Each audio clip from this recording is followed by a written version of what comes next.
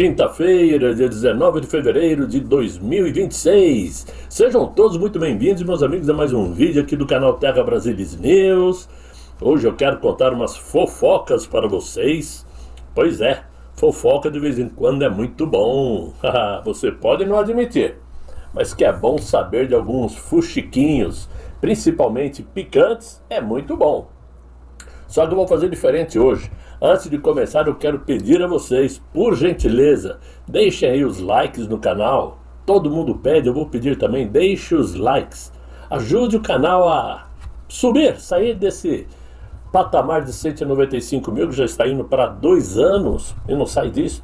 Conto com a ajuda de vocês e vamos que vamos. Muito bem, olha só.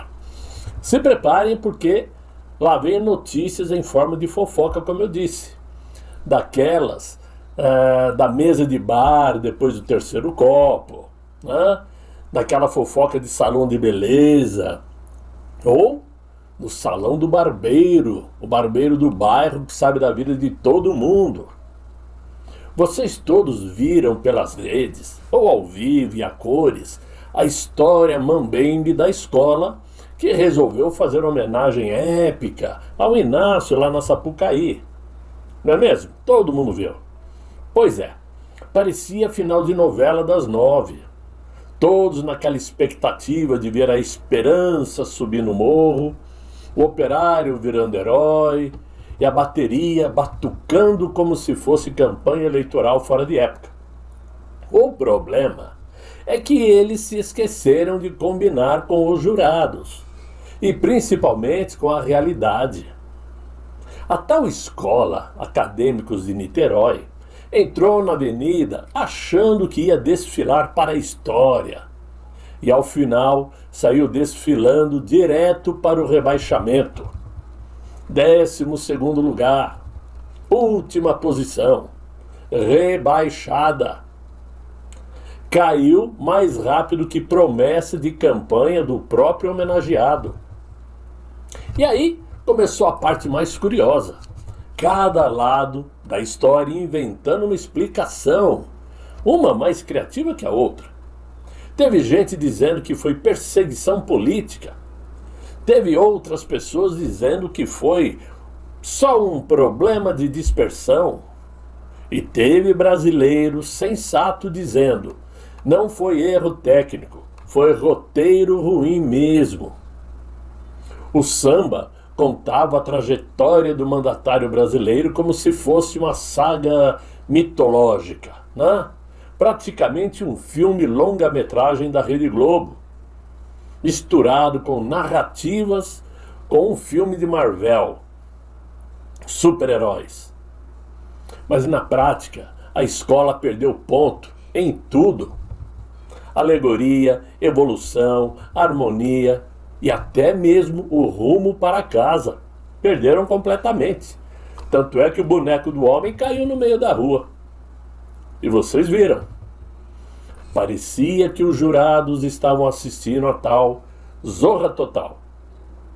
Mas enquanto isto, o TSE, que em outros momentos adora aparecer para explicar até memes de WhatsApp, resolveu aplicar a técnica milenar da administração pública, a do silêncio institucional profundo.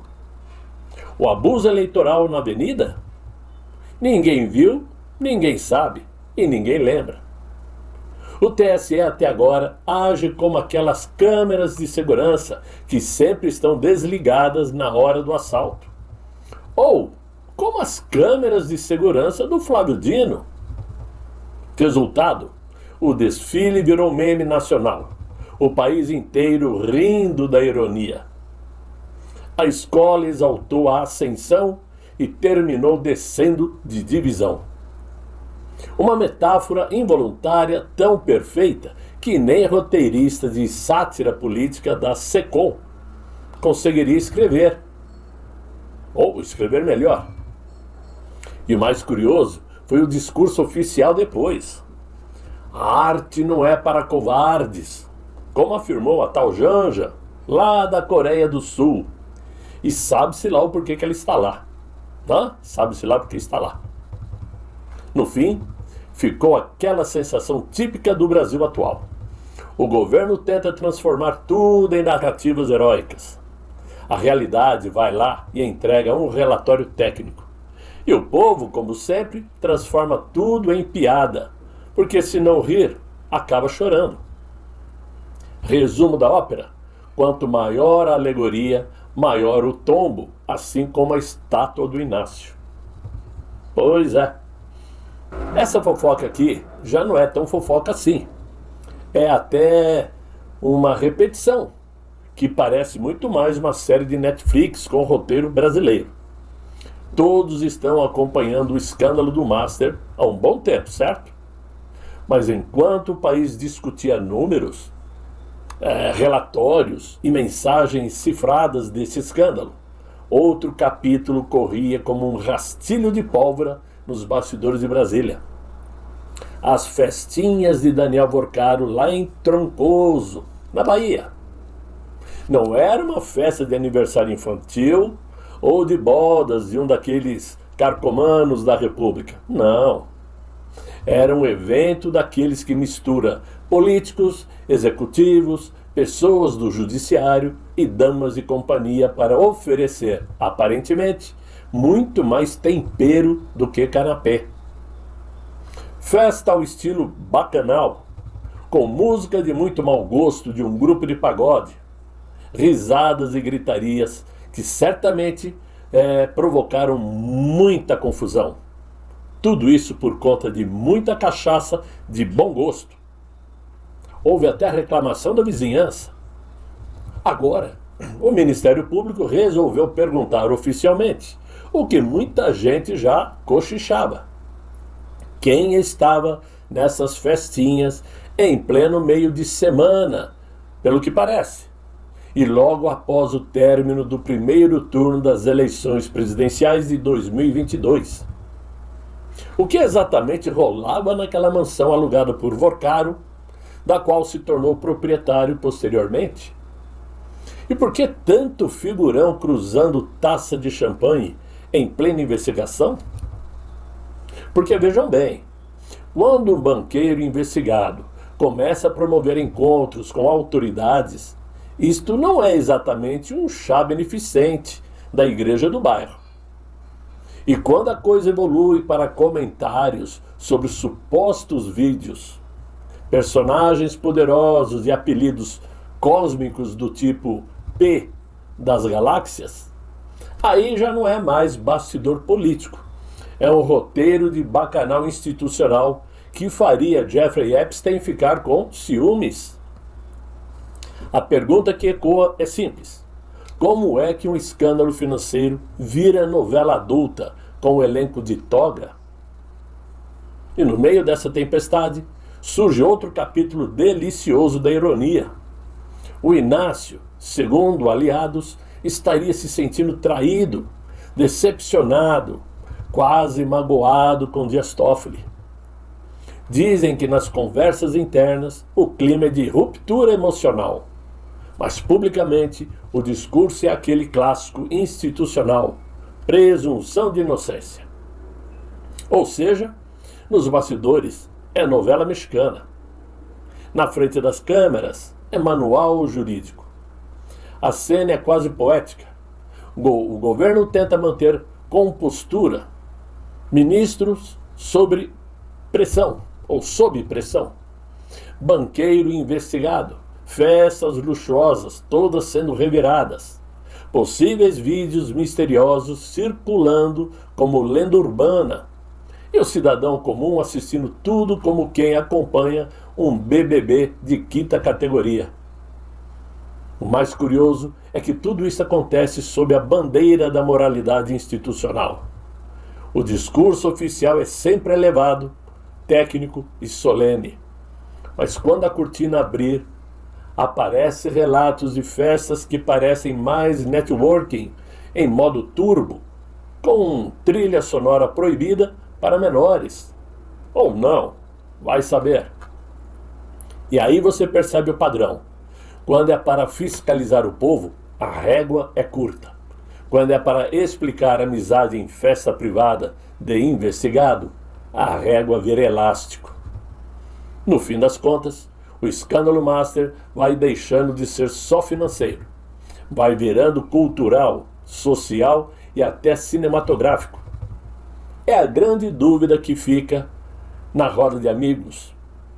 É a dúvida de quererem saber ou quererem descobrir quem estava lá, quem sabia de quê, e por que sempre parece que o poder e o privilégio dançam coladinhos, enquanto a transparência fica do lado de fora esperando o convite. Essa é a pergunta que se faz. Se isto fosse ficção, diríamos que exageraram no roteiro. Mas como é Brasil, só devemos pegar a pipoca e aguardar o próximo capítulo. Pois é.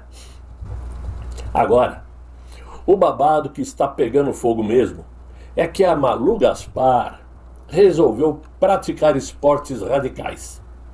É o que parece, pois também está dobrando a aposta, assim como faz aquele xerifão da Suprema Corte. Ao invés dela recuar, ela voltou ao assunto, insistiu e aí começou a vazar aquele tipo de comentário que nunca sai em nota oficial. Só aparece em cochichos de bastidores. Segundo ela, o clima no Supremo Tribunal, que estava se acalmando, aparentemente, depois que retiraram a relatoria das mãos de Toffoli, aquela fase em que todo mundo finge que nada aconteceu, cada ministro cuidando da própria agenda, eis que veio a operação da Polícia Federal envolvendo dados da Receita Federal. E isto foi como jogar um rojão dentro da biblioteca. Teve ministro descobrindo que estava no meio da história pela imprensa. E em tribunal superior, isto equivale a acordar e descobrir que você está numa briga de família que nem sabia que existia. Resultado? Uma irritação generalizada. Não foi um ou dois. Foi aquele tipo de incômodo coletivo que ninguém assume publicamente, mas todo mundo comenta no elevador. E aí surgem as interpretações. Alguns acham que a investigação não era só investigação, era também prevenção, como se estivessem instalando uma cerca elétrica antes da chuva, porque parece que algumas apurações maiores podem estar chegando perto demais dos gabinetes. E quando a investigação começa a apontar para dentro de casa, cada movimento vira estratégia de sobrevivência. Nos bastidores, o que se percebe é um clima interno ficando cada vez mais tenso que uma reunião de condomínios para se discutir vaga na garagem. O curioso é que oficialmente reina a normalidade absoluta. Discursos solenes, termos técnicos, equilíbrio institucional. Mas, extraoficialmente, desconforto, silêncio calculado e muita gente torcendo para que a próxima manchete não traga seu nome. Enquanto isso, o país assistindo tudo como quem acompanha uma série ou uma minissérie, e sempre aquela série que termina com a mesma pergunta: isso ainda é capítulo ou já é uma temporada nova? Porque é uma novela que nunca acaba. Muita coisa está por vir. Então, meus amigos, eram essas notícias que eu queria ter trazido para vocês, essas fofocas, esses assuntos que vocês já conhecem de cabo a rabo, como costumamos dizer, mas eu quis passar a vocês de um jeito um pouco mais descontraído. Será que eu consegui? Se eu conseguir, responde aí nos comentários, né? Deixa aí o seu like, chame seus amigos para me acompanhar, pergunte a eles se eles gostaram do vídeo. É sempre importante saber a opinião de vocês. Eu agradeço demais os comentários que vocês fazem, procuro responder na medida do possível, agradeço de coração quem ajuda o canal e espero continuar fazendo jus a tudo isto, ok? Por hora, desejo a vocês um excelente final de noite nesta quinta-feira. Espero estar presente com vocês amanhã em um próximo vídeo, se Deus quiser e Ele há de querer. Fiquem todos muito bem, fiquem com Deus. Tchau, tchau.